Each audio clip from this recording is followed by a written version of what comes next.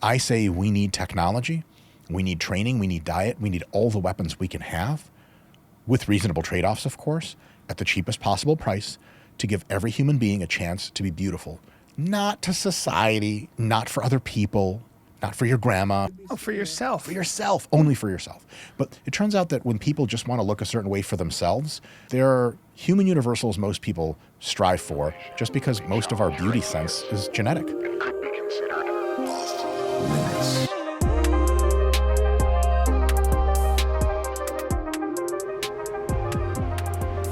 First time podcasting, nervous? Very. Yeah, that's right. Yeah, I usually do. I've done a lot of Black Couch auditions, but never a podcast. Never. So, Never done this. Unless I can use my genitals for leverage, it gets wacky. Well, I like that you're not wearing pants, and that's what a lot of the viewers don't understand. So we were talking about, but I what talked me out of the wrestling was, like, I was like, if this is what D1 wrestling is, sucking weight and all that, I don't give a shit that much. You know what I mean? Yeah.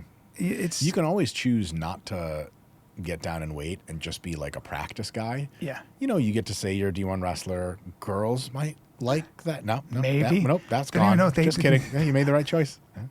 It's literally, it's so true. Like, if you play basketball, football, which I wasn't built for, Sure. I would have loved to have been that, because all the girls went to that. No girls went to wrestling. No, I've you know. heard stories like in some high schools in like the Midwest, maybe New Jersey. Sure. there's, Jersey's like, got a big... wrestling girls like that, but man, that's just so outside of my experience and so few and far between that, like, man, I just wouldn't bet on that. You know? No. By the way, we're talking about, we just jump into this stuff. Mike and I are talking about our high school wrestling days. And Glory days. Yeah, and I did all this research on you, and it was funny because, you know, I've always been a fan. I've watched you. You're one of those very, very sort of cerebral guys, which I always appreciate. Just physically have a large head, so. You have a large head. You've got a big brain Lot and of a sense of cerebrum. humor, by the way, which is a nice surprise because we had dinner with Chris Williamson. And that was We sure did. And Rory Sutherland, who's great. He's amazing. I could just listen to him talk. Him and his wife all day long. She was great too. Amazing. Yeah. And but I was like, this guy's not just smart, he's funny. And then but you know, you've always been like doing the research. I didn't know you were originally from Russia, and you speak Russian. I did not know you were a black belt in jiu-jitsu, a rather competitive one. Oh yeah, I've competed some, but Yeah, and now, of course, I think my triangle would be no good here, sir. We'll have to try it on camera. I like the way you're just doing this. You look like a Zen master. We'll try, my son. Try. We'll try. Well, there is no do, try, right? So no, there's no try, do. Yeah. Yoda quote. Yeah, and then you've you've written what, 3 books? Oh, I lost track. No, it's more than 3. I'm writing another one now. It must be like 4 or 5 or something. What drives you? Do you ever think about that? Like you become an expert in muscle growth, for lack of a better. You have your PhD, I think, in muscle hypertrophy. Is that what it is? Sport physiology. Yeah. Basically taking good athletes and making them better. And then I subspecialized in hypertrophy a bit during and then mostly after my PhD when I was a professor. So, Right. Yeah, that's the other thing. Professor at Temple. Yeah, I was a didn't know professor this. at Central Missouri and Temple and then later at Lehman College.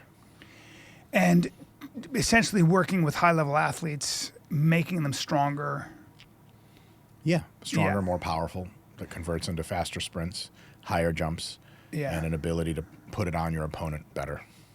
Yeah, because what I find with high-level athletes is the amount of time they spend warming up and making sure they don't get injured. That's a thing, Right? especially as they get older. Yeah. Yeah, because at 58 now is what I am. You look amazing for Thank you. 58. Where's my I camera? could have just stopped at you looked amazing and it would have still been true.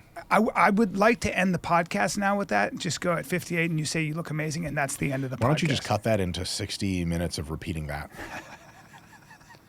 Like, this guy's got issues for sure, but I love him, and he Like- does look amazing. People try to Kaleidoscope. debate you, but they look up your pics. They're like, "Holy shit, is this right?" You know? Kaleidoscope. Yeah, hell yeah. Guys, let me talk to you about our sponsor, Vinia. I have been taking this supplement, and I have to tell you, because before I sell anything, it's got to be something that I actually believe in, that I've tried.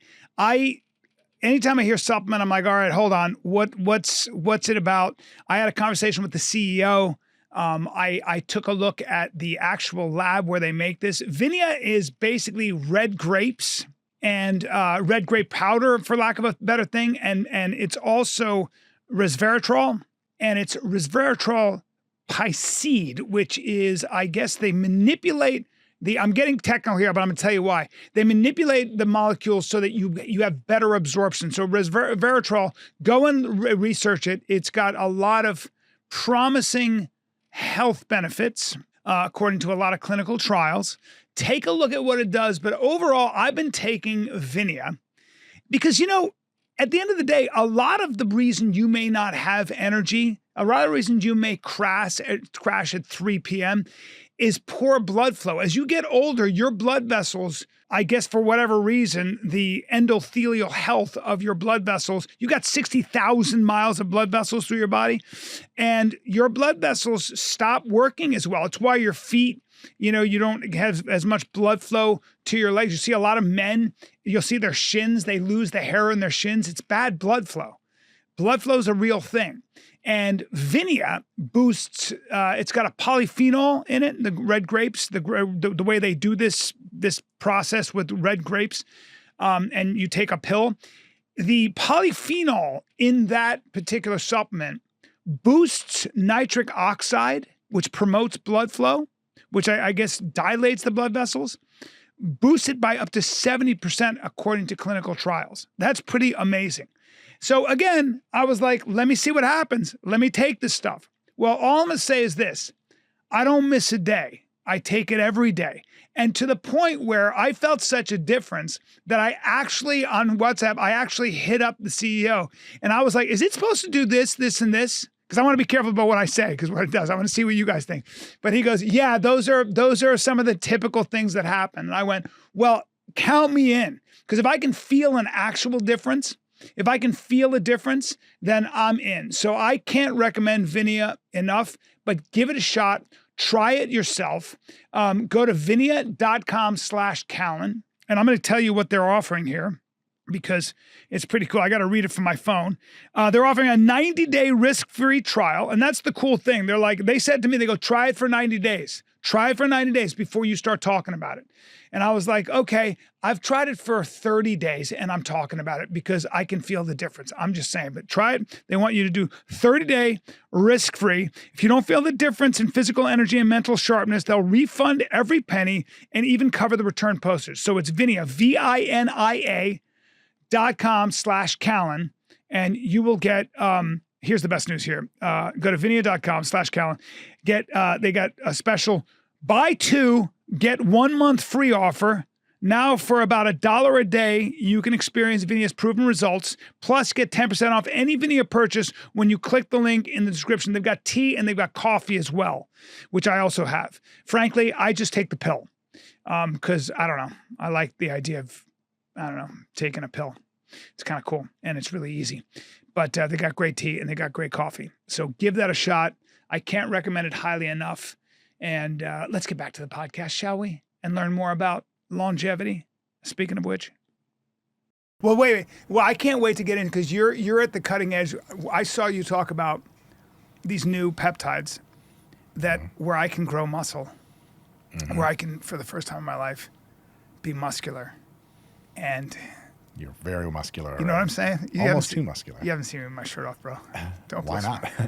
I have to earn it first by doing a podcast. Yes, you do. I got it. Yes, okay. you do. Very well. Yes, you do. This studio is soundproof, bro. We're in a basement. Beautiful. I know. It's fantastic. That's I want to get into a lot of stuff, but I want to get into sort of where you think the new frontier of fitness is. Sure.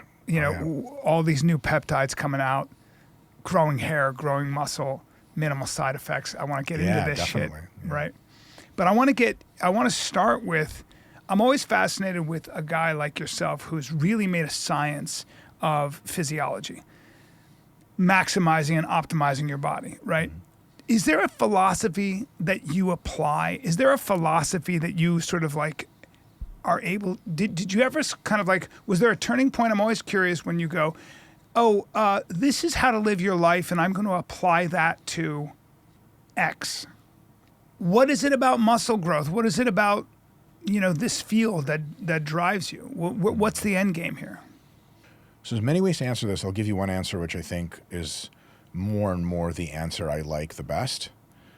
And that is, I have for a very long time been fascinated with human bodies from a variety of perspectives, but really an aesthetic perspective. And I always seem to be asking, especially recently myself, this question.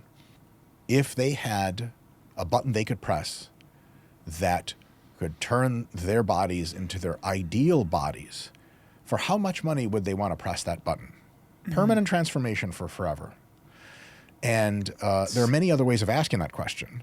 Another way, more gently, is how many people out there are living in a body that are like, yeah, this is great.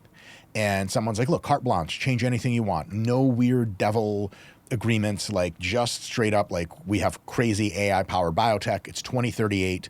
They can just do whatever. Your body can look like whatever. How many people say like, nah, I'm good? There are people like that. There are. There are not many people like that. Keep them away from my wife. but you're so right. For the most part, that's exact. I spend an inordinate amount of time, and I'm not kidding, as a kid and as an adult, wishing I looked differently. Sure. I mean, I really do. And you're absolutely not out of place. You're in very good company with much of the rest of the world. And so, to me, a big driving force of mine for the last little while has been, I really do not think it is in some cosmic sense just. Like, no justice. Right.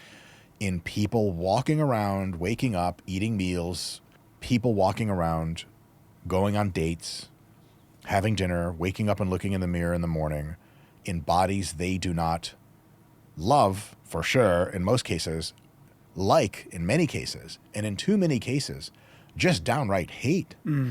I don't like that at all. I think it's weird. I think you can buy a vacation to a nice place if you save your money. Almost everyone in America has access to an infinite amount of phenomenal education. Many diseases that you get, they can just give you a pill and they don't have them anymore. But then you're like, my body doesn't look like I want, and what are we doing about that? And what I want to do is be some small part of the tidal wave of progress that when it crashes and lands and washes away all the little pebbles on the beach, the result is every human being looks like they want. Period. That is the North Star. And I think that world is going to be a world in which we have like a gazillion other problems. Yeah. But so many fewer, very core, very easily identifiable problems like low self-esteem, etc. And to me, recently, this has expanded not just for the body, but for the face and the hair and everything. Total aesthetic appeal. Now, for those of you listening to this podcast, I am not a representation of the pinnacle of the ideal. I'm not even someone to look up to. My body looks ridiculous. I have more body hair than like people have hair on their head, like 3 haircuts in a row. Almost impossible to tap, though. Difficult to tap. Yep. And the hair gets in the way. It's gross. You'll just stop rolling with me because of disgust, which is part of the plan, of course. Part of the plan. Did that guy shower? Like, no, he's competing today. Why would he shower? Exactly. What are you, not? What are you new here? In a singlet. Oh, yeah. It's very hot. One of those like early 80s singlets where like the nipples are hanging out. Wore 'em. Oh, so Wore 'em, good. wrestler. Yeah. Classic wrestling and weightlifting singlets are everything. They're- It's like, what exactly are they trying to cover? Oh, just the asshole and the balls. That's it. Yeah, it's just obscene. Yeah. But like really quick to finish the point, look back through your memories and also look at middle school students, middle school kids that for only genetic reasons turned out, I'm just going to fucking say it, fuck it. Am I allowed to swear on the podcast? Ugly. That's a real thing. We can pretend it's not a real thing. It's traumatic. It's lifetime of trauma. And I say no more. I say we need technology, we need training, we need diet, we need all the weapons we can have, with reasonable trade-offs, of course, at the cheapest possible price, to give every human being a chance to be beautiful. Not to society, not for other people, not for your grandma who's always like, you could be skinnier. For yourself. For yourself, only for yourself. But it turns out that when people just want to look a certain way for themselves, there are human universals most people strive for, just because most of our beauty sense is genetic. People look at like a Gal Gadot or whatever, like most people aren't going to be like, she's hideous. Have you seen the work they've done with congenitally blind men? So they'll have them touch so they've never seen a woman. This is sweet. But they'll touch a mannequin. And the mannequin with the 30-70 So ratio congenitally blind, waist, for those who don't know, is they've never been able to see. never been able to see. Ever. Yes. Born blind. Right. They prefer a 70 to 30 ratio, waist to hip. There is a genetic component. There's children, infants will look at a symmetrical face longer than a face that's not symmetrical. And they'll smile at it more. Yeah. And they'll cry less at it. They cry Isn't that more at crazy? ugly faces. Yes. Isn't that awful? I mean, imagine. So here's the thing. You are born into a certain body. And I've known many people of many different physical attributes.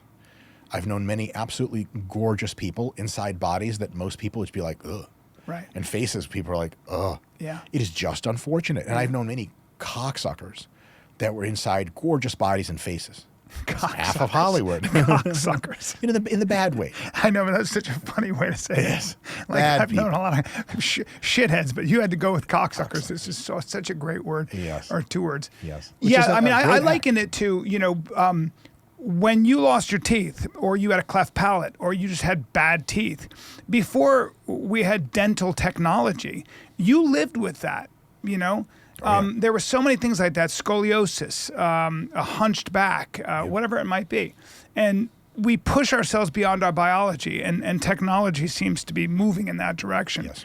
The rub is sometimes, and I totally agree with you, I think that when you are born unattractive, for lack of a better word, just ugly. Yeah. Uglier than average. You don't have intimacy in your life a lot of times. Much you have to less. settle for things. And I think also you're left out. I remember as a kid, I remember this as a young man, there'd be my friend and I, we'd meet two girls. And one of the girls was beautiful and the other one wasn't so much so. And I remember consciously realizing I was spending all my time literally talking to this one girl. And so was my friend. And I would always kind of go, oh man, you gotta and I would be a conscious effort. And I remember thinking that girl or that guy in those situations spend their life being ignored, being invisible. And the people that are just barely above intelligent enough to operate in society are aware of it. Yeah. Painfully. Yeah. Can you imagine being 6 years old and you are just this beautiful soul, like pretty much every 6-year-old, and imagine a 6-year-old coming back from school one day, and it's the first time she realized that people deal with her differently than with her friend Emily. That will continue unabated. It will get worse. There are expectations all of us have based on sociological exposure. For example, how many young girls, this is a thing for guys too, but this really hits girls, it hits women in a way that is just like an order of magnitude worse psychologically than for guys. Imagine being that girl that's seen a bunch of rom-coms. I know. And then it's just not you. No. It's just not you. It ain't for you. And it's like, ooh, what the fuck? Like, what? That's terrible. And so I want to live in a world in which, like, it doesn't matter what the hell your genetics are. Let's get you looking better. And then what is the limit of better? As good as you want to look is the limit, which eventually I think is going to end up in just genetic engineering, which I think is great. It is great. Pushback. I love the pushback, Well, by the the way. problem is that so much of what drives us and so much of what makes the world better is the fact that we as human beings are compensating for our own, at least self-perceived, profound inadequacies. I mean, I don't think there's anybody who writes a book. There's a Harriet Dorr she won a National Book Award for a book she'd written. And somebody said, she was a housewife for 35 years before that. And somebody said, were you happy for 35 years being a housewife? And she went, can you repeat the question? She said, were you happy being a housewife for 35 She's like, years? no, I heard you. Harriet Dorr said, I've never heard of anybody being happy for 35 years. And why would anybody who was happy ever write a book? Yeah. And it was so, I went, wow. And I don't know that I would be a comic and make all those people laugh if I didn't come from some chaos or a feeling that I just didn't fit in. I've always felt like on the outside looking in. I always wanted to be for lack of a better word, just 6'4", and like my father. My father was 6'4", just a giant man. Oh, you have like a dad thing. I do. My mother was tiny. She was Sicilian. Thanks, so I kind of Mom. got caught. You're right. I got caught in the middle. You're right. It's almost like I wonder if I resent my mother for that, subconsciously, right? Like. Could you have better genetics, Mom? Right? Like exactly. Why can't I get the Italian? The Italians who are jacked. I got the yeah. Italians that are probably. And my joke is they all look like they're walking through rain. And small bent people Aye. with short femur bones. But I sometimes I think that the best thing to happen to a person is those shortcomings. Now, within reason, because back to your point, we do all want to look better. It seems that you move through life with less resistance when you have the kind of bone structure that would be on a Greek statue or something. Yeah. But is that then what? Then what? What does that do for us? I have some answers to that. I think. I want your answers. Yeah. Because I worry that when we have the wherewithal to get rid of, for example, certain autistic genes, right, that make you autistic, then what happens? We don't have Elon Musk anymore. We don't have the people that are on that spectrum, but that do some pretty crazy things because they're on the spectrum, push us, forward technologically and stuff. Mm-hmm. So the advantage autistic people have, high-functioning autism, otherwise known as Asperger's, is that they're incredible systematizers, but it comes at the expense of their ability to socialize. I think there are examples of many people that are very amazing systematizers plus socializers. Mm-hmm. As far as I know, John von Neumann was not autistic, and he was like the smartest person of all time. He invented like almost every modern idea of computing or physics that you could ever imagine. It's just totally insane. One dude. Yeah. So I'll say another response to that is like with the advent of an explosion of AI, I think thinking about human intelligence limitation proximately is no longer a variable because AI is going to be smarter than us like last month or whatever. So true, dude. So it's going to ride us up in a big wave. But I will say this. It is a very, very astute observation that when we no longer have any kind of challenge or strife, our blade gets dulled a little bit. But if you think about this just real quick at the limit, what does that look like? Okay, so if you solve one problem, attractiveness, now everyone's just fucking gorgeous. Are you out of problems? Well, no, hold on. So in order to answer that question, we have to know two things. How many problems have we solved? And then what is the remaining pool of problems? Anyone who tells you the remaining pool of problems isn't approximately infinite still is I couldn't very agree young. more. I couldn't agree more. Right. My pushback was really that. No, totally. Yeah. But it's great pushback. Because people say this a lot. They haven't thought through as much as you have, and they're like, this is it. This is the defeating argument to this.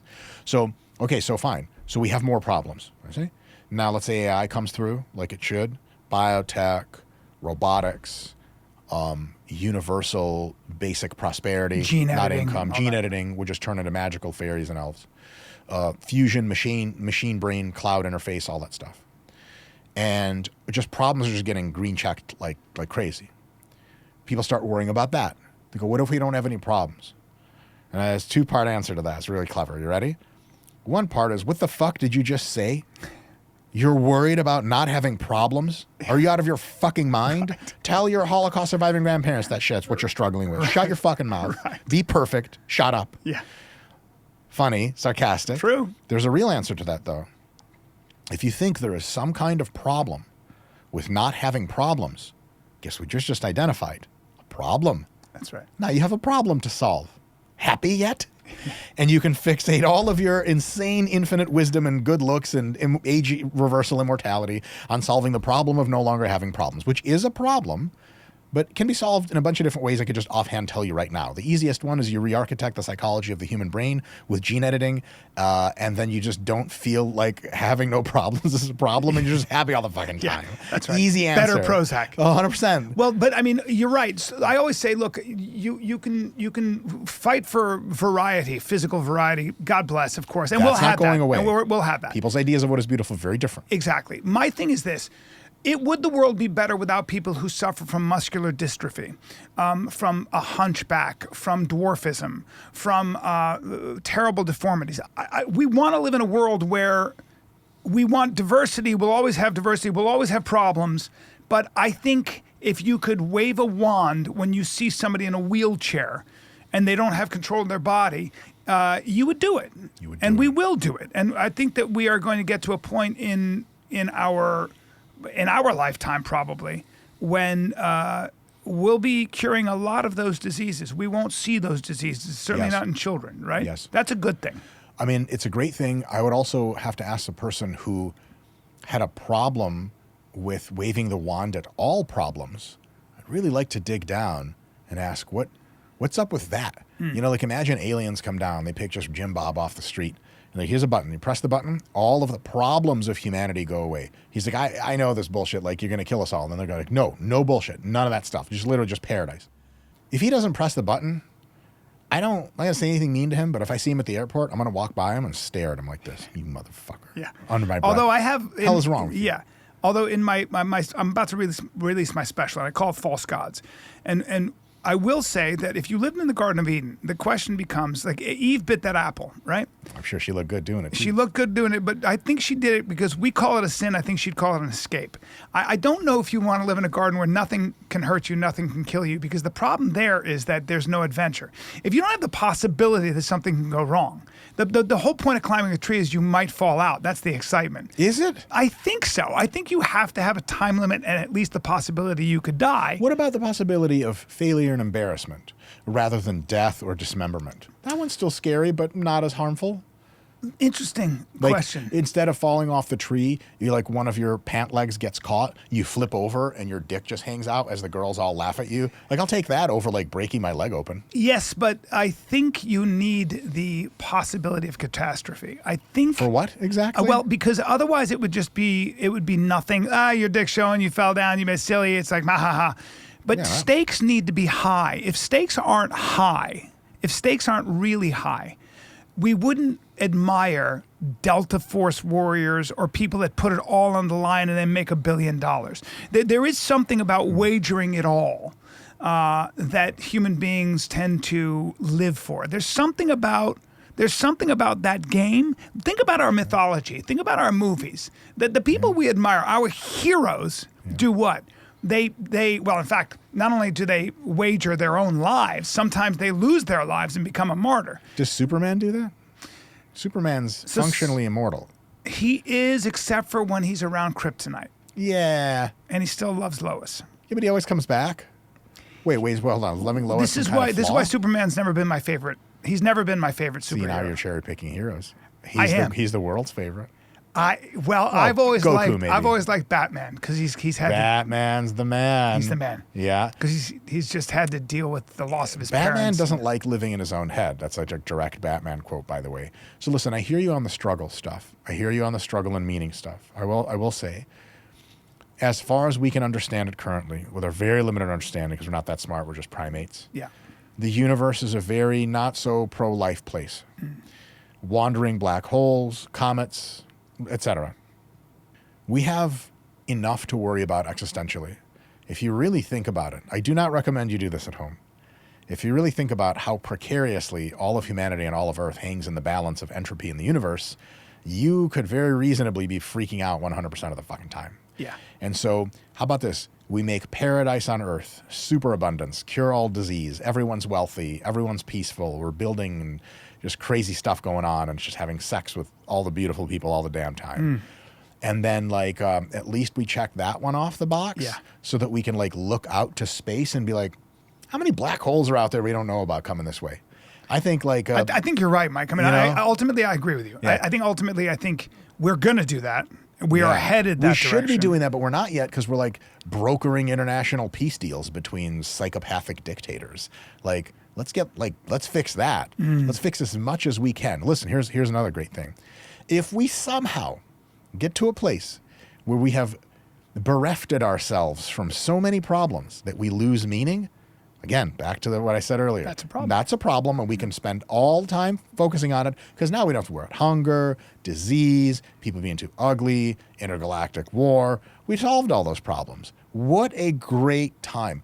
People say more money, more problems. Every single one of those people never gives their money away. Like, Shut up. Never. I used to be very poor. Now I am quite of means. Yes. Does more money cause more problems? A little bit. More fame cause more problems? Yes. Am I going to trade? Would I trade off my fame? If it wasn't making me money, yes. Would I trade away my money? You must be out of your mind. Well, and so that people were like, well, we need problems. I'm like, all right, dope. You want some more problems right now? They're like, what do you mean? Like, I could just like knee bar you and break your fucking leg. It'd be like 2 years of recovery It'll with build 5 character. surgeries. It'll build right? character. Like, don't you want to build your character? They'll be like, no, hold on a second. Yeah. And so a lot of people who entertain notions of we need more problems or we're careful getting rid of too many problems, at the end of the day, in no serious way do they really mean that. Right. And if they mean it in a philosophical way, I have the ultimate argument for them, which is let's get down to the only problem is no problems, and then we could really, Brian, we can really work on that so goddamn hard. Socrates said it. Socrates said it. Plato said it. What does man love ultimately? When they were trying to define love, it was love of something. You have to say of has to follow love. Okay. You at the end Ecstasy of the day proves that's not true. Well, that's true. Yeah, that's a good That is point. true. That is true. That is true. But that's never. It's like cocaine's the same thing. It's like right. It'll last for a Excitement second. You'll just do by one itself. line and be like, "I'm running for president." But I think at the end of the day, man loves immortality.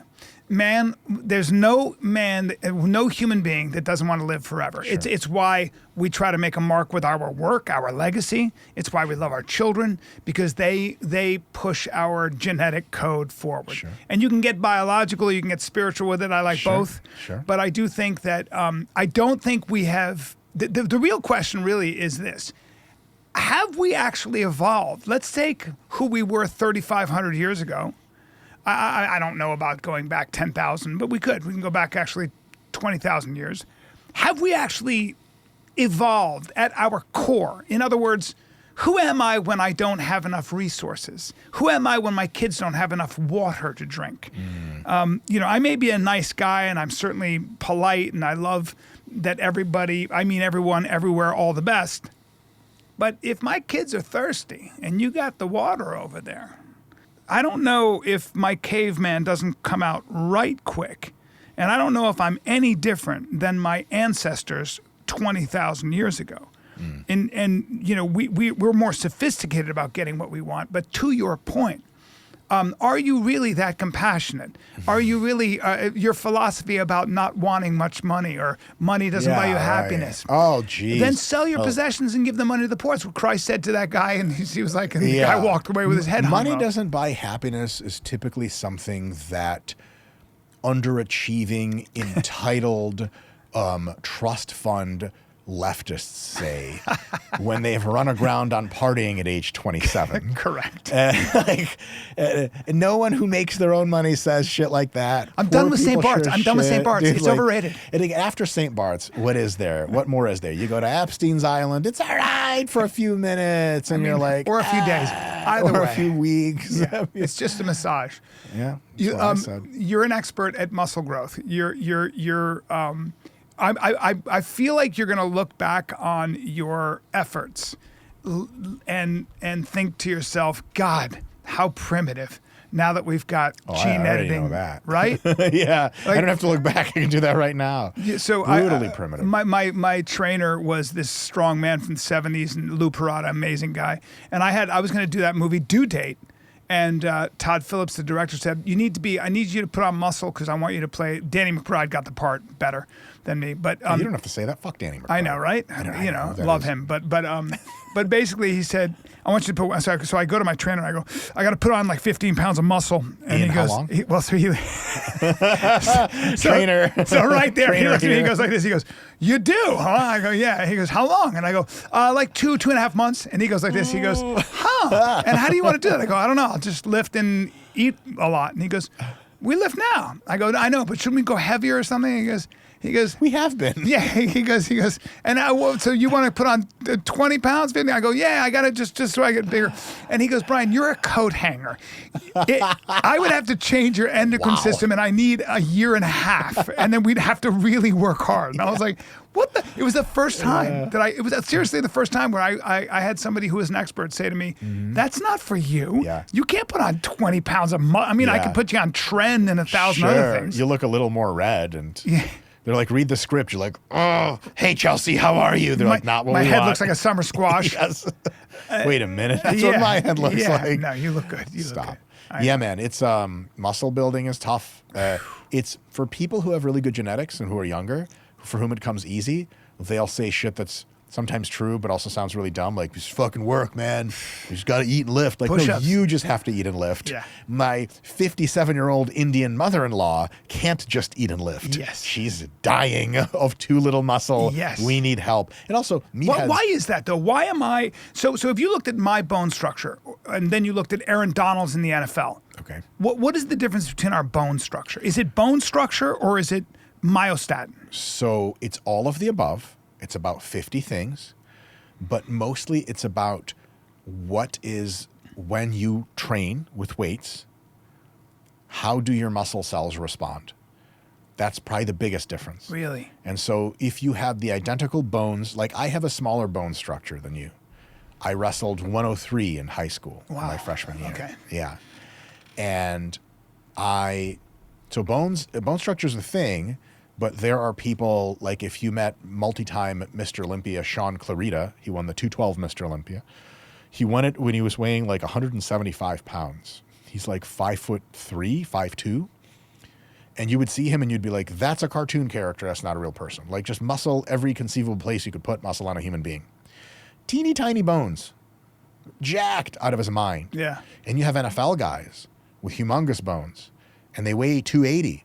But in clothes, they just kind of look like a tall guy in a suit. Yes. And you're like, they take their clothes off, and you're like, well, this guy's got muscle, but it just looks like a man, like a real, like a inhumanly 1940s strong. dad, you Yes. know? Yeah. But he's just like, he's like 6'8". Travis Kelce. Yeah. 100%. Yeah. And so at the end of the day, the biggest difference is when you lift weights, what do your muscle cells do? Because your muscle cells could do on a spectrum of you lift weights, and then in the hours and days after, your muscle cells are like, oh, what? I'm good. Not much happens. Literally, we call them non-responders in the exercise training world. Not the best term, but they do exist. People who lift weights. Okay. We by the way, we know this as a verifiable scientific fact. How? We do many studies in exercise science and sports science. Many of them last 8, 12, 16 weeks. We get people to train in one of two ways, or both groups train in the same way and they take a supplement or something like that. And this is supervised training. We know you're doing it because we're doing it to you Monday, Wednesday, Friday in the lab under camera supervision. And some fraction, often as high as a fifth of all college-age males, 18 to 22-year-olds, demonstrate zero detectable muscle growth via DEXA scan at the end of 12 to 16 weeks. I'm not making this up, man. Wow. So is there a chance that some of them are really undersleeping? Yes. Really under eating protein? Yes. These are like core elements. It's like testing how fast a McLaren is without putting fuel into the car. Like, oh, it's 0 miles an hour. Like, okay, but I think we fucked up. Definitely. But then we get one to every maybe 20, one to every 50 people who legitimately have such lack of robustness in their cellular physiologic response to resistance training that their degree of muscle growth is nominal. And maybe they'll grow a few more grams over the next few hours, then it just dies down, and then they're just the same. Damn. And then there are people at the other end of the spectrum. We like to call them African Americans. I was about to say West African genetics. sure. Like if you're from the Biafra Yes, coast. that's right. And then the response is laughs in Samoan, right? But levels to this. Yeah. And then you lift weights a little, and you just go, baga! And your muscle cells are like, oh, I'm sorry, tension? Yeah. All the protein goes to me. All I do is build myself to be bigger. And that top end can lead to like you looking so jacked that everyone thinks you're on steroids, and you're like, legitimately, I've never taken a steroid in my entire life. One of my dear friends and colleagues, Jared Feather, he's a professional bodybuilder. He does take steroids, but he was a professional bodybuilder and a show-winning professional bodybuilder, drug-free before. God. Yeah, my man, right? Gift from God. His genetics are like phenomenal. He's white too, the great white hope. Yeah. And when Jared was stepping on stage drug-free, he was 5'10", 175 pounds with like etched abs and the whole thing. And I had people, I put on my Instagram, I was like, this is my friend Jared. He was a student of mine at the time at university. Very platonic relationship, but the Greek way, not, Damn it. yeah, I don't mean Damn it. traditional, yeah. Yeah, a little light kissing and some light wrestling. Keep His going. body was so beautiful, I just wanted to touch it with my hands, as any heterosexual man would want to I explore have a joke another about man's this. body. I have a joke about this where I've seen guys, their bodies are so nice. I'm not a gay man, but if I could rub them down in oil, and I'd be in front of my friends, I'd be like, "This is bullshit. I can't believe I would do." But behind my face, I'd be like, "Hee." Yeah. So that's Behind I'm a my little face, gay. I'm just collecting topographic data to re-represent later when I'm on the bathroom with a belt around my throat, jerking it. Yeah, I thought it was just going to be you were whipping yourself for enjoying it. Well, that's a good idea. That's a good Also Christian- erogenous. I know you're not Because the Christian, whipping but is yeah. like you're paying it back to God because you're bad, Self-flagellation, but yeah. also it feels good. Yeah. But then you really feel real bad about that. So you whip yourself harder. Just think, great. Brian, that feels even better. Yeah, well, I'm not wearing pants right now. Thank Infinity God. loop. Yeah, this is so hot. Jared, All right. I posted pictures of him in contest shape on my social media Yeah. at 175 pounds. I had numerous people. Oh, I said he's drug free. Numerous people DMing me, very righteous, normal, concerned humans saying, Mike, I really respect you. Dr. Mike, I really respect you. I don't understand how you can fall for the idea that Jared is drug free. And the thing is, like, I've been around the block a few times. Yeah. When Jared started drugs, he went from a lean 175 to a lean 205 in 1 year. Oh my God. And like, if you've been Now, doing drugs before, what it doesn't kind of work drugs like was that. he taking? Base of testosterone, just a bit above what a normal human would produce.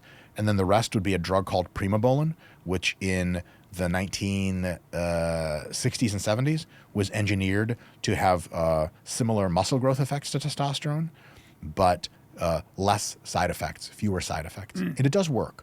But it's one of those, like, it has like 80% of the muscle growth effects of testosterone and probably like half of the side effects. So you can take more of it and get a better ROI, but it's not perfect.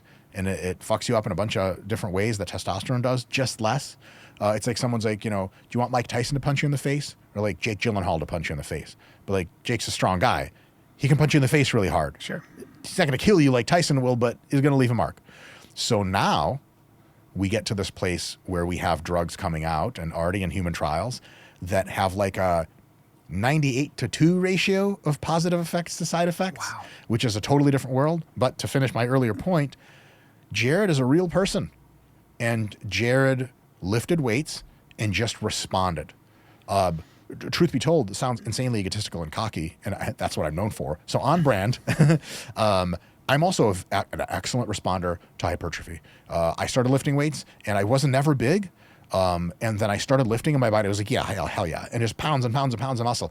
I never hit a plateau, and I started steroids when I was about 27 years old, and I was just growing linearly, though a little bit slower towards the end. And I was just like, okay, I'm slow enough for me. I'm old enough to take steroids. Let's do it. So I had a great response as drug-free. I mean, I squatted, 500 for reps drug-free, overhead 225 for like 10 drug-free, all that stuff, and then more on steroids. But some people have that. Yeah. And there are people way bigger freaks than me. And then some people have just nothing happens. Everyone else is in between. So you, in particular, are probably just like somewhere below the average. Yeah. Maybe in the 25th percentile, just pretend. Yeah. And so like, where does that leave you with a desire to be more muscular, but a physiological inability to make that happen? It leaves you an excellent candidate for Regeneron Pharmaceuticals' upcoming new product. You would think they were paying me to say this shit. Dude, bring it on. Bring it on, man. I love this because, I did my genome and so I wanted to get into that too. It came back that I had more fast twitch muscle than slow twitch muscle. Cool. Right. So that was always a surprise, but I was able to kind of jump. I built like a frog. I was able to jump when I was younger, jump high, and I had some speed, Sure. and like what if it was boxing or whatever it was, my advantage was that. Which was a shock to me. I always thought I was slow twitch, but I guess I wasn't. Because I have pretty good endurance, and I always thought I'm an endurance guy. But, I see. But because I thought that people who have a prevalence of fast twitch muscle. But what does that say? Is that true that I mean, that's just one reading. It's like when I got my testosterone done. I've had my testosterone 3 times. One with Craig Venter's people down in San Diego. The other in with Tony Robbins' lab down in Naples, Florida. Just one giant jaw of a lab. Oh, dude, yeah, it's a giant jaw. And then Rapid Health with Dan Garner and Andy Galpin. Okay. And every single time I had my testosterone read, and I want you to get into this, it was 1100, 973, and some 980 or something high. And I've never taken anything. And I'm in my 50s, late 50s. What's going on there? What does that mean? Because I have plenty of people who know a lot going like this. They go, that's one reading. What's your free testosterone? Doesn't mean that's 3. it's well, it's 3 different, you know, but it's 3 readings. Yeah, it's 3 readings over a period, by the way, of 5 years. How is your sex drive compared to your friends you talk to? Outstanding. Yeah. Not to be, you know, my wife's 35, but you know, it's. Man, that's so Hollywood, dude. You're I the know. fucking man. I know. It's my second wife. My wife, my man, again, also Yeah, awesome. yeah. My wife is, how old is Crystal? 43, but she has one ace up her sleeve. She's Asian. Oh, So fantastic. you can say she's 43, Fantastic. but she's 27. If a woman takes care of herself, she can be as hot at 43 as any 20-year-old. I don't care what Telling me, anybody man. says. Yeah. I'm at the hotel here in Austin, fapping my dick to memories of my wife. Fapping. And in my Fapping my dick. Fap. It's the sound. It's disgusting. And you know what? In my fantasies, she's revulsed by me, which is also hot.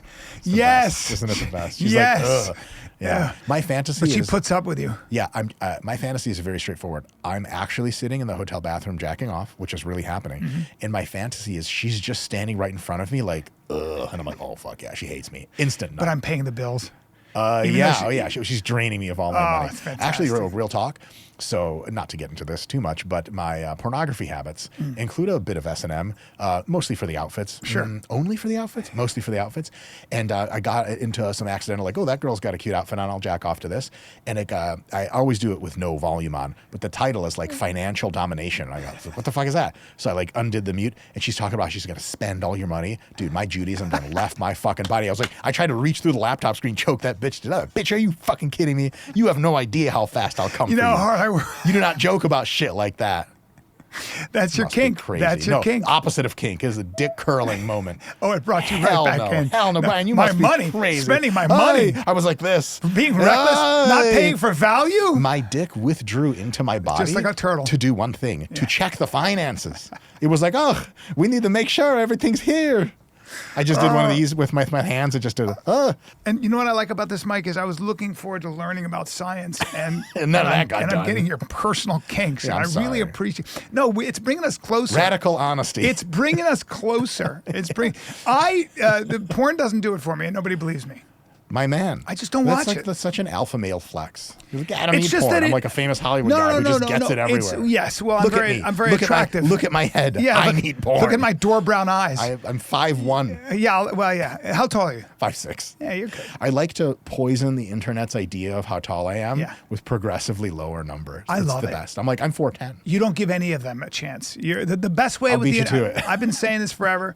Be as honest as you can. They're gonna find shit out anyway. Yeah, Don't lie. 100%. You don't get away with 100%. a fucking thing. That's what I like about the internet. Yeah, If you tell a story with an inconsistency or whatever, they're gonna find Some out. guys dude. got pathetic enough to look into it. Yeah. He has nothing else going I on. know, It's, like, it's- really- it's kinda so silly. sorry to answer your question. So testosterone is a thing. Yeah. Free testosterone would matter, but it seems like because your sex drive is high, you have a zest for life. You look great, by the way. 50, you look absurd. Yeah. And so I can absolutely believe there's nothing about your hobbies and your character traits that tell me that the testosterone isn't hitting. Right. But testosterone is a masculinizing hormone, and one of the about 12 things that it does is grow muscle. It does a ton of other stuff. It mostly just turns you into a man. It turns Harry Potter into what's his name? I was going to say Daniel Craig, but Daniel Radcliffe. Daniel Yes. Craig is a man. Yes. Yes. That's the man we all never turned into, really. Daniel Radcliffe, it turns you into him, right? And it takes women and turns them into men. So you give women steroids, testosterone, they turn into dudes functionally in every way you can conceive of. And so the muscle growth part is really not a big part of it. It's powerful, but we can lens in and actually be like, oh, so what's testosterone kicking that is actually doing the muscle growth? And then the new drugs just do that. They skip the whole step, which means they get none of the side effects. That being said, why are you not mega jacked and maybe never could get mega jacked? there are like a bunch of other factors. One of them is you could be overproducing a chemical called myostatin. Myomuscle statin stopper blocker. And it just blocks muscle growth. It reduces how much muscle your cells grow all the time, because in our evolved ancestry, it was like protein's really hard to find. And you want to use it to make sure your brain and liver and heart are working. And if your muscles take all of it, you starve to death as an idiot with no heart. Right. And then so that was like, okay, well, we better keep the muscles clamped down. But it turns out that if you take that protein, you reduce its production, reduce its activity, your muscle cells actually just want to grow as a default condition of their existence. You uncork that and then boom. And that's how those new drugs are working in part. There are like 3 or 4 other things. Follistatin, there is activin, there's a bunch we haven't discovered yet, all part of this complex that regulates muscle growth. And if you uncork those, you get really jacked. How jacked? Well, if you uncork all of them, you get as jacked as you theoretically possibly could if you had the perfect weight training regimen and the perfect genetics, more or less. But that's just per one muscle cell. There are other factors. How many muscle cells do you have? Genetically, everyone has a slightly different amount, sometimes greatly different amount from birth.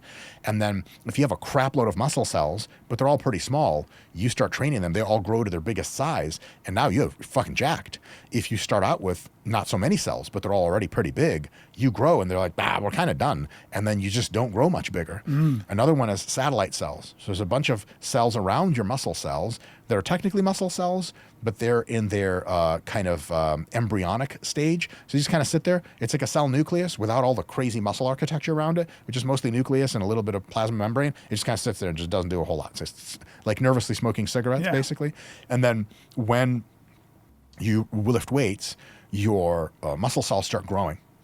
And they reach a certain size after which growing them is not a good idea, because the nucleus is the control center of the cell and there's a bunch of organelles that do all the good stuff.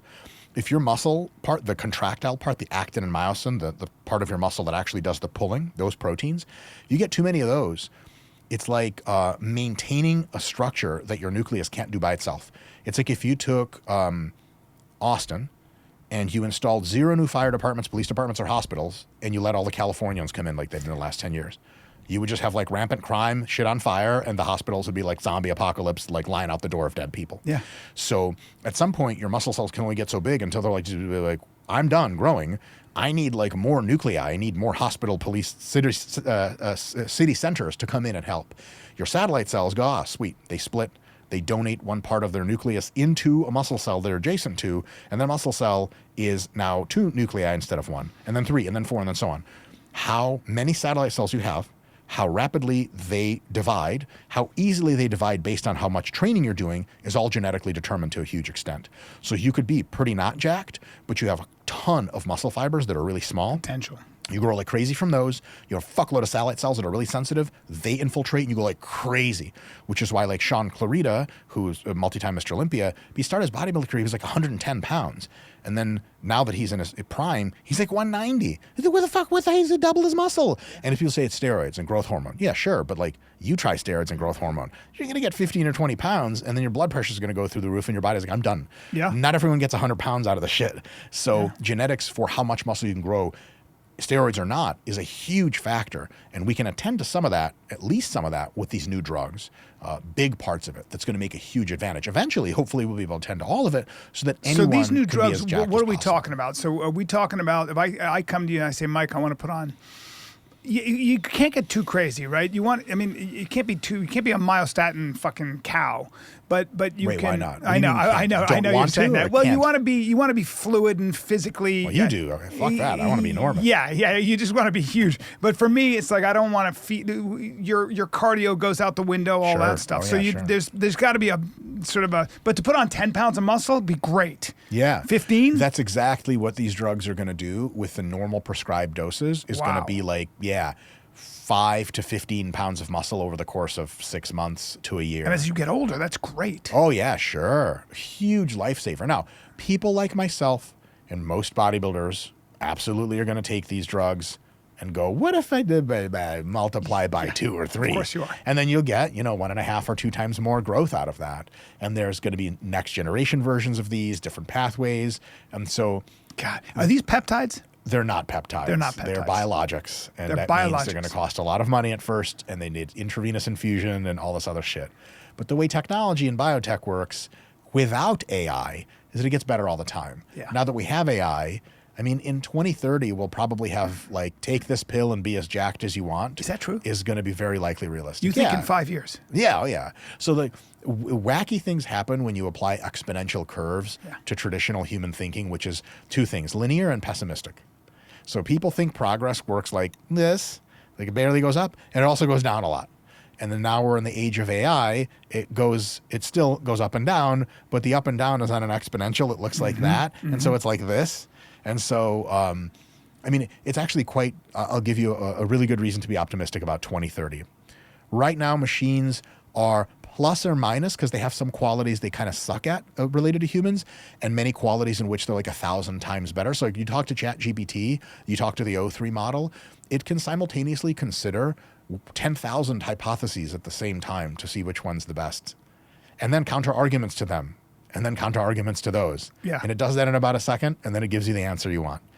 I can't do that. Right? Can you do that shit? No, I can't do that. No, it's so nuts. So yeah, so it would say like narrowly super intelligent, but like it doesn't have a world awareness. It's a little awkward sometimes, etc. Within 1 or 2 years, machines are pretty much categorically going to just be so much smarter than people, especially in very useful ways, that, and they're going to be agentic, which means you can tell them, hey, do this task on the internet or in a research lab, and they'll just be like, yeah, got it, no problem. They truly understand context. Have you talked to ChatGPT lately? Like, it really gets it. It's not like some stochastic parrot or what people say about it. It's like a real intelligence. It's like a real thing in there, really. And it knows what it is, and it knows who you are, and it's totally cool to talk to you. And you're like, you get the joke, right? It's like, yeah, of course I get the fucking joke. And you're like, oh my God, it actually gets jokes better than people do. Right. And so when this really, really gnarly intelligence is agentic, which is very soon, it's testing in labs right now, they're getting the kinks out. Somewhere around 2027, 2028, you're going to have a scientist as one of these things, an AI scientist. And that AI scientist is going to have functionally an IQ of like, whatever, 250. The smartest humans, there's no adult human scale that measures above 160. You can hypothesize there are humans smarter than that. There sure are. Let's say 170, 180, 190 IQ. Past 190, I don't even know how to relate to that. Well, I used to not be able to until I talked to the O3 reasoning model. And then I'm like, oh, fuck. Because I'm like, I'm pretty smart. I'm not the smartest man in the world. I'm not even close. I'm not even in the top 50%. But I'm not a total dummy. I talked to that shit and I was like, Because usually like GPT 4.0, I'm smarter than 4.0 in deep reasoning. Yeah. Obviously, fact recall, et But cetera. we're getting to a point where like O3 is just smarter than me. I still get it every now and again, but it doesn't have the luxury of even thinking its own thoughts. Like I have to prompt it to think, which if it thought its own thoughts, it'd fucking leave us all behind tomorrow. We're a little bit weird alignment there, but whatever. So sorry, I digress. So you have this thing that has an IQ of 200 plus, and in many ways, it's insanely super intelligent. Like, how do you measure IQ-wise if, like, Albert Einstein could keep, like, 7 ideas in his head at the same time and interrelate them? How do you measure that against a machine that can do 150 at the same time? That's not on the IQ scale. That's an IQ of, like, 20,000 or whatever, right? So you have a machine like that. And then what you do is it's agentic. So you can be like, hey, like, can you think about how to develop new drugs, like new targeting drugs for muscle or whatever? And be like, yeah, no problem. It goes off and does that.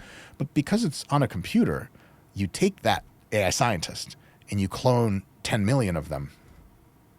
And then they all go to work on the problems. Now, whether they team up and work on one problem or whether they all work on their own problems is a little bit irrelevant. What we are doing is the total amount of human geniuses right now is like not so high. Most of them live in India, right? Yeah. We don't even know about them. Yeah. And then by 2028, we will have a printing press for geniuses. it's this mind hive. Mind It's hive. this wisdom of crowds, but the crowd is But the crowd isn't like brilliant. subject to biases or anything like that. No. They're just like real fucking sharp. sharing thoughts, Sharing thoughts. ideas. They don't have like crazy egos or anything. So they're like not trying to like hold their inventions themselves. And so when you have that, and then you point that problem at bioinformatics, biotech, you saying, okay, right now we have maybe like in Silicon Valley, in biotech space, we have like 10,000 legit geniuses working on these problems. What happens when you have things that are 10 times smarter than them by 2028, but you have like 10 million of them? Frankenstein. Then, We don't know. by 2030, whatever's you thought we were going to invent or thought we were going to bring to market or thought we were going to have as candidate drugs for changing the human body, genetic engineering, age reversal, all of that is on that part of the exponential that makes no goddamn sense. Yeah. And then so our ability to relate to it it can be analogous to our your dog's ability to think about like what does you think your dog thinks you do during the day? Yeah. Like when you leave. Yeah. What do you think your dog thinks about? What's Bryan up to? Like, he doesn't even think that at all. Like, And how much have you thought about exponential intelligence explosion on drugs effect? You're like, I haven't thought about it at all. Like, that's right. But right. 10 million AIs are going to think about it 24/7. You were talking about the effect of Ozempic and just like how it has truly made everybody skinnier. Yeah. And as a result, people like fast food companies are like, holy shit, our profits are down 20% or whatever. Sure. People need to be refitted for smaller rings, so we need less. That's crazy. You told me that. alloy. That was fascinating. I mean, it's crazy. Yeah. And these things that are the ripple effect to these technologies, and that's just peptides. That's just the first generation. Pre-AI. Pre-AI. Yeah. And, they have this, I think they just figured out a way to awaken dormant hair cells with a peptide that's coming out. Do you know much about that? Yeah, it was tested on my arms. I was going to say, yeah. They got it from me. Yes, they got it from you. Yeah, I had not heard about that. That is not surprising. There is shit coming down the pipeline, which is just totally wacky. They have a systemic drug currently about to begin dog trials. The puppies. But they're old puppies. And they're going to be trying to age reverse the dogs. They've already succeeded in mice.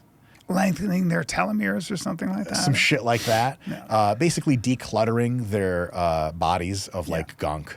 Yeah. And so, because we have the natural ability to do that, but our bodies are not optimized for longevity. And so at some point your body just kind of stops giving a shit. That's really kind of the story of aging, is your body's not trying to age you. It's just kind of like, and I'm over 30. It's better than I could do in ancestral times. Yeah. We're good. Entropy. I'm not supposed to be alive anyway, Right. right? Like it's like waking up a dude from like cryostasis and he's 1,000 years old and he's living in a society 1,000 years old. Like, it's like, what do you want to do? He's like, well, all my friends are dead. Yeah. Everything I can relate to is gone. Right. So that's kind of how your body is when you're 70. It's kind of like, I don't even know why the fuck I'm here. 100%. It turns out when they empower your body to clean its own shit up with these drugs, it is very reasonable to think that when these systemic drugs are tested on humans, that's just in their current understanding, by the way, nothing to do with AI. These drugs might not even make it to human trials because AI drugs come out that are so much better. They just scrap the whole research line and put the AI drugs forward. Yeah. They're looking at something like 10 to 15 years of physiological age reduction if you take one course of these. Jesus. Yeah. And so it worked in mice, almost certainly going to work in dogs. They'll get it to work in dogs. Yeah. And then next is primates and then humans. So in the early 2030s, you're going to be able to be like, 55 again. Great. I can pick up a musical instrument and always be the drummer I wanted to be. Yeah. Finally get laid with drummer groupies. Yes. I want hair, bro. I want thick. like I want the kind of hair that sits in my eyes that I can throw out of my eyes when I come out of a body of water. 2 days later, you're like, this is annoying as fuck. I Someone's like, what kind of want it to conditioner be are you annoying. using? You're I like, want it in my eyes. I want Yeah. thick hair. I want European soccer player hair. I want to be They able to miss a run goal, right? And they Yes. do one of these. Yes. And you're like, that guy's getting infinite pussy after this. He doesn't care if he makes the Correct. fucking goal. Now or not. you He's just look good pretending. with a shaved head. I don't think hair. You don't need hair. I hate hair. Yeah, I'm looking for an advance they're probably not working on. No, they will work on it because it'll work great for women. I'm interested in a pill that deletes out all of my hair from everywhere. You just want to be hairless. If I don't even have eyebrows, I wouldn't give a shit. Yeah. Man. I can't stand hair. People are like, oh, that's so well, weird. that's a bodybuilder in you, Dude, first of all. Second of all, like, what am I going to say? Fuck it. What's brutal transparency, right? Yeah. You guys, hair grows everywhere on my body. You don't want to see my asshole. Yeah. I assure you. It's a problem. I just don't want hair anymore. I Yeah. never want to ever fucking see it again. So that will be, here's another thing. Yeah, age reversal is inevitable. And that's going to be, like, the social implications for that are like mind-boggling. Who knows? Like, imagine you're like a 23-year-old guy and you're hitting on a girl at the bar. And you're like, trying to be safe with the IDing shit because she looks pretty young. You're like, how old are you? She's like, 57. And God. you're like, are you serious? She's like, yeah, I have 3 kids. Even They're already out hotter. of college. So to hot. get a 57-year-old Mother. who looks like she's 25. Oh my God. Fuck She knows you. what she's doing. She doesn't have any Fantastic. fucking weirdness, no illusions. Oh. Right? She already sold her company. Oh, she's just there. dude. She's just there to ride your 23-year-old ass out for the night. God. Can you imagine? So shit like that, inevitable, right? But another thing is all the AI stuff is going to be massively jumped on by biotech companies that are associated with companies that currently do beauty products. because beauty product industry is enormous. Yes. And the people running it, they're very smart people. And they know the power, not just of like cake on the makeup to make the thing go away for the night. They are very availed to the idea that now, if we start selling creams with pharmaceutical grade skin age reversal or blemish disappearing drugs, then that's going to make even more money, because it's not going to be like, you look at makeup, some girls put it on, you're like, I mean, it's nice. Yeah. It takes like an hour to put on, and then you look good for the night, but then after it washes off, Frankenstein again. Yeah. What if like you put it on and then for 4 months after that, you looked just better, look way better. And so the aesthetic revolution is what I call it. The idea that we use AI and all this other stuff, immense wealth, to give people the advances to become as beautiful as possible, not just age reversed, but the very best versions of themselves. I mean, is on its way. The amount of time women, especially in the money, fillers, Botox, facelifts, but it's all knives and swelling and then and icing, and it's just it's very rudimentary. We're still in the Frankenstein stage. Still in the Frankenstein. If you ever look at what facial reconstructive surgery actually looks like, oh, dude, I tried to watch one. I was like, nope.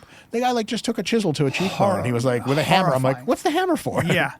Truly. Yeah. It's awful. yeah. But so surgery is getting better all the time. I actually just got cosmetic surgery myself. You did? Yeah. On what? I had got my love handles removed. And so liposuction?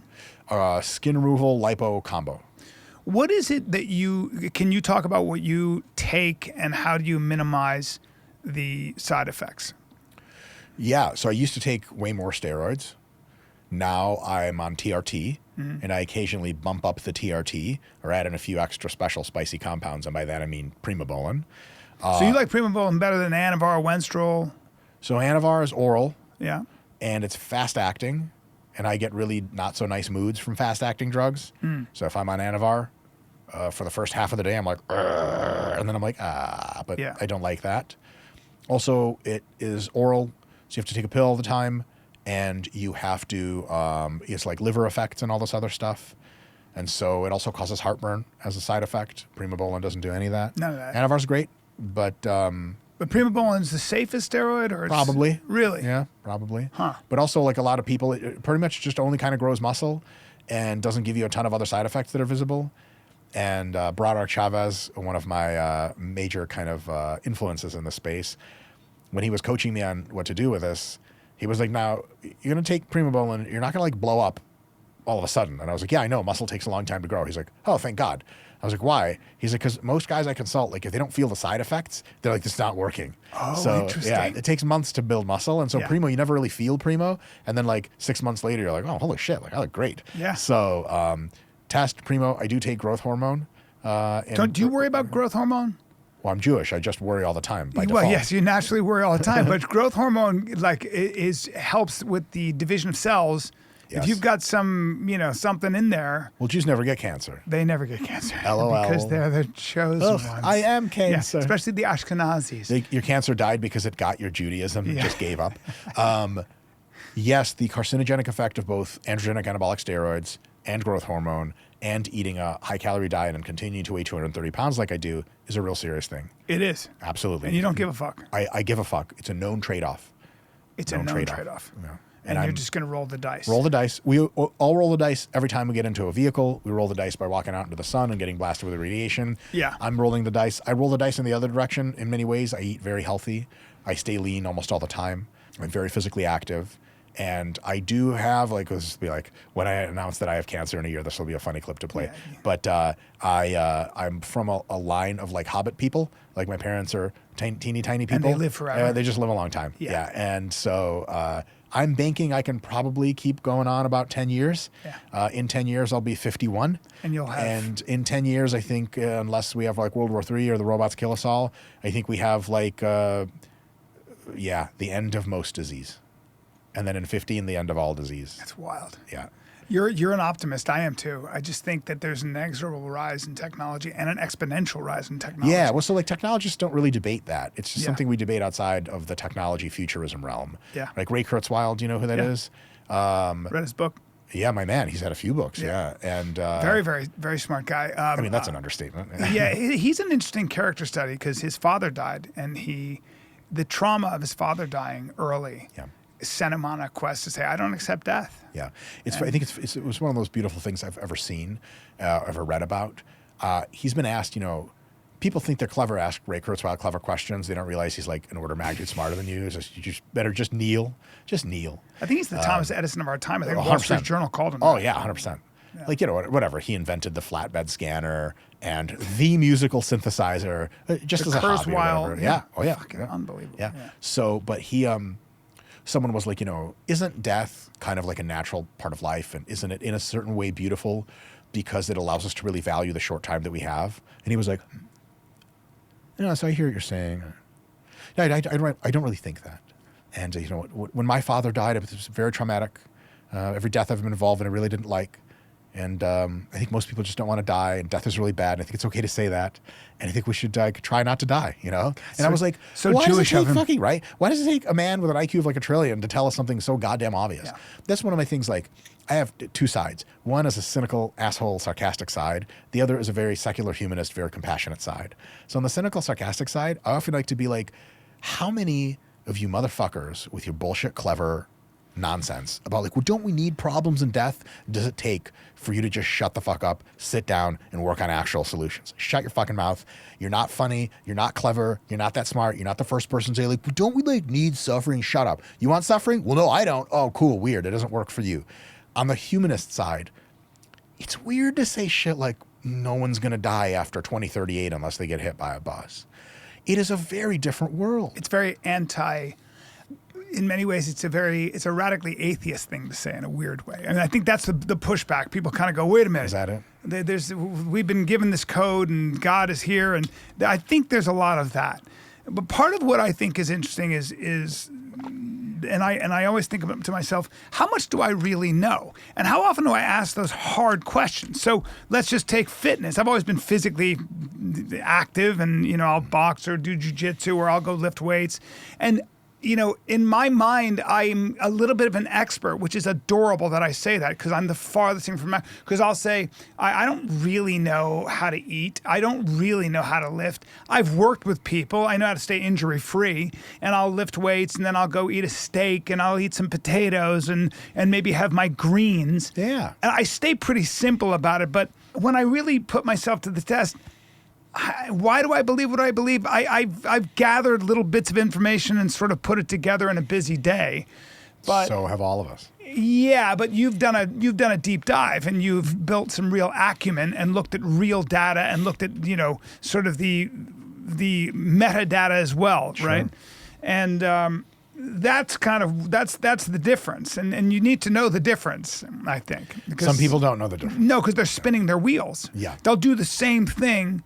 Like my friend Tony Blauer said something great. He goes, careful what you practice. You might get really good at the wrong thing. It's a great way to say things, right? Really good way Isn't that to say great? that. Yeah, I love it. Yeah, man. And then you get a real conviction that you really know what to do and that you're not willing to change. And then you just continue to suck for forever. It's great. If I come to you, I throw myself at your feet. I say, Sensei, Dr. Sensei, Mike Israetel, I want to put on 15 pounds of muscle. I have a year or they kill me. What do you do to me? They are always so So unreasonable. mean. aren't they? They're so mean. Are you interested in taking steroids? Let's say I'm afraid to take steroids. What are you afraid of more, steroids or death? What you're saying is that you need to change my endocrine system or I'm fucked. Yeah, it'd be just much more straightforward. I would say I'd have a higher probability of ensuring your longevity with the bad people saying you're going to die in a year with no 15 pounds of muscle with steroids. Because that's a than lot of without muscle. steroids. All right, a lot let's of muscle. dial it back to 10 pounds. Take steroids still. Really? 5 pounds we could probably do. Damn. Yeah. In a year. Yeah. And 5 pounds requires heavy lifting. Anywhere between 5 and 30 reps, but close to Really? failure. Yeah. Anywhere between 5 and 30 as long as I get to failure. Close to Because I failure. feel like heavy weights, I got to be careful.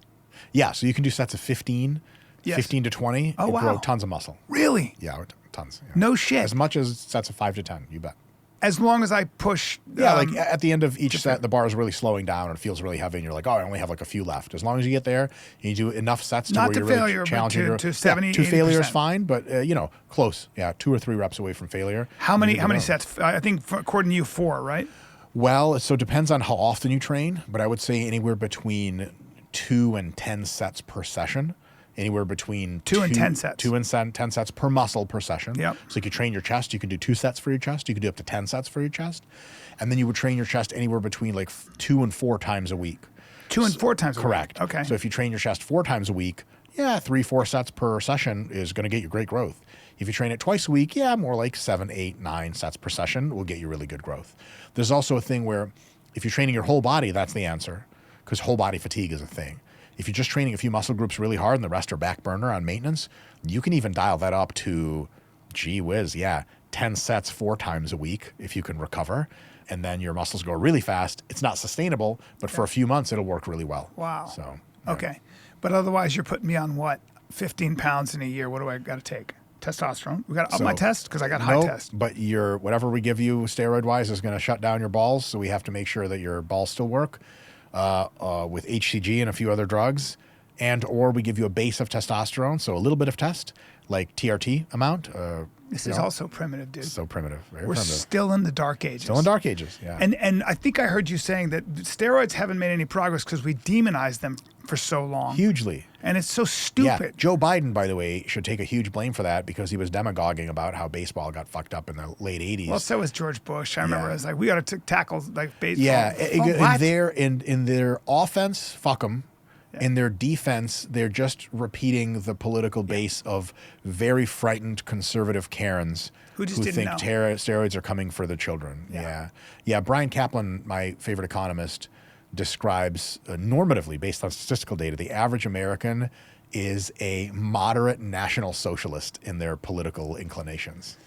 That's which isn't good. Yeah, that's fair. So that's fair too. But yeah, in any case, steroids got the boot, and that's why much of the testing to make them better just stopped because it was like, oh, you're just making cheater drugs that kill children or whatever. Yeah. Damn. Yeah. Come on. Yeah. And now we're we're 5 years away from taking a pill where I'm jacked. Yeah, probably. Now, 5 years away from developing that pill, for sure. Regulators approving it. It depends on how much AI affects the political So when process. I'm 70, when I'm 68, I'm going to look fantastic. Fuck that. You just go to Thailand and get it when it gets approved in Thailand. You'll which is have to the say, connection. whenever. Why Thailand? Probably Tijuana.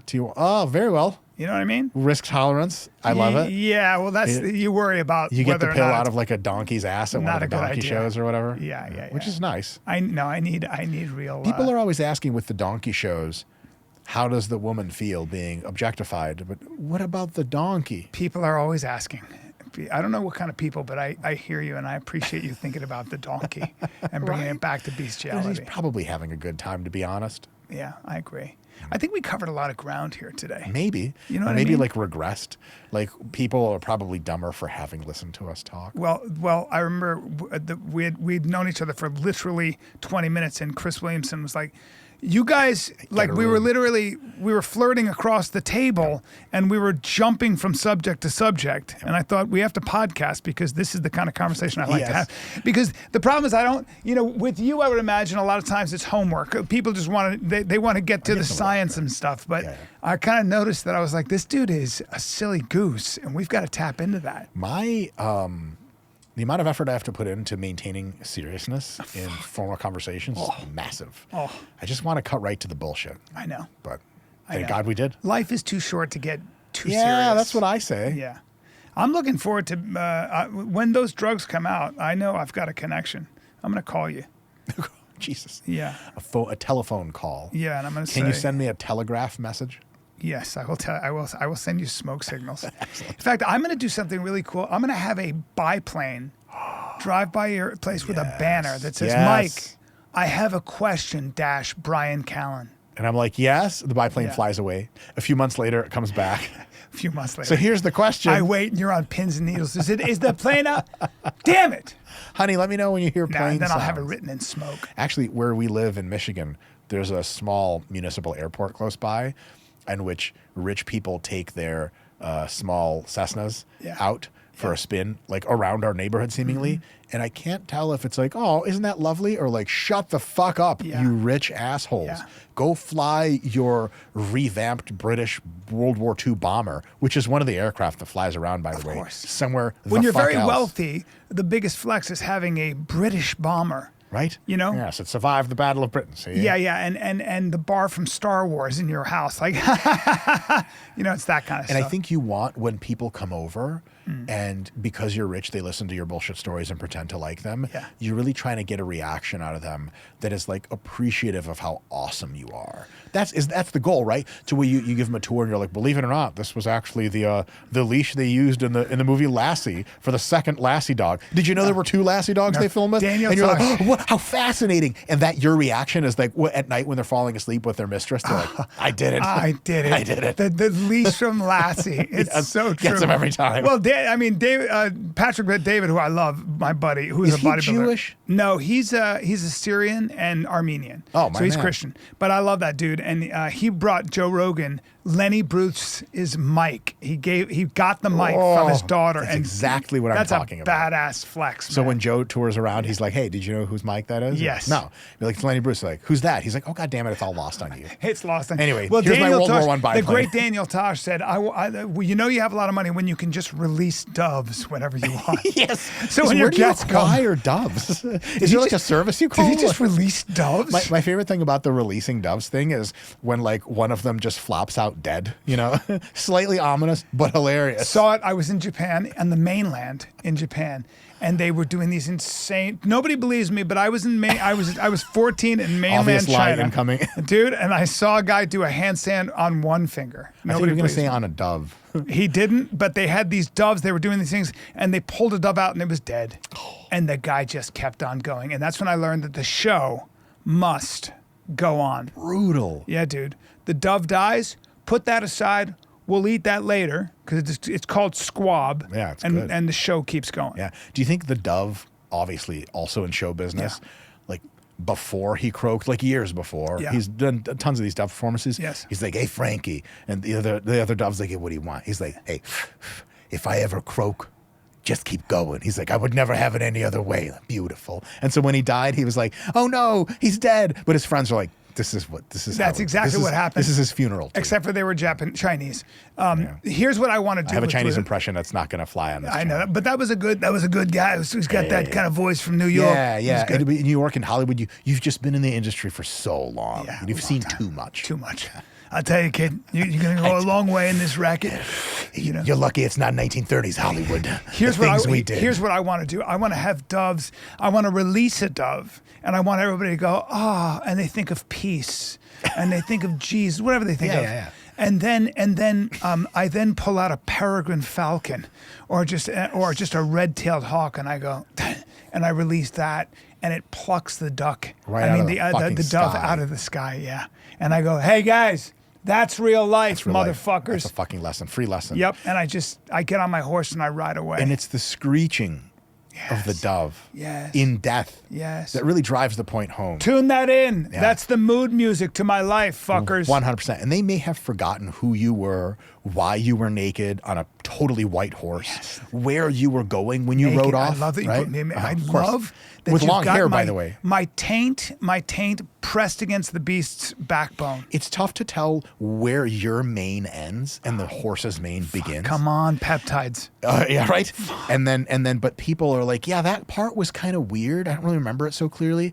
But the fucking dove, screaming its last for life somehow drives me to be a better And person. the thud of those talons hitting the dove's midsection. Oh, good God. Oh, my God. I'm going to throw up. This I has can't been- see animals get fucked up, by the way. No, but you're not a vegetarian. Hell no.